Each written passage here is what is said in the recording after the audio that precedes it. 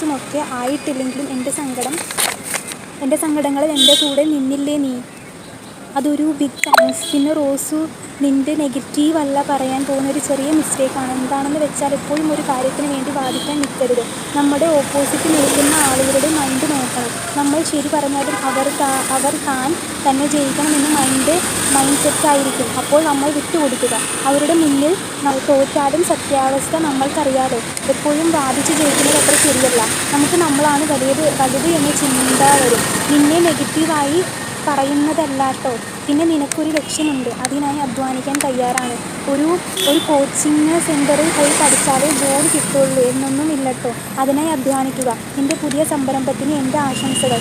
ആദ്യ വീഴ്ചയിൽ പേടിക്കണ്ട, വീണ്ടും എഴുന്നേൽക്കുക, ധൈര്യമായി മുന്നോട്ട് നടക്കുക. എനിക്കൊരു അഭിമാനമുണ്ട്, എൻ്റെ റോസ് ഒരു സംരംഭകയാണ് എന്നതിൽ. നിൻ്റെ ഭാവി നല്ലതായിരിക്കട്ടെ എന്ന് ജസ്ലി. MP, ഇത് പോസ്റ്റ് ചെയ്യുകയോ ഷെയർ ചെയ്യുകയോ അരുത്. സോറി ജസ്ലി, ഇത്രയും നല്ലൊരു കത്ത് എഴുതിയിട്ട് ഞാൻ എങ്ങനെയത്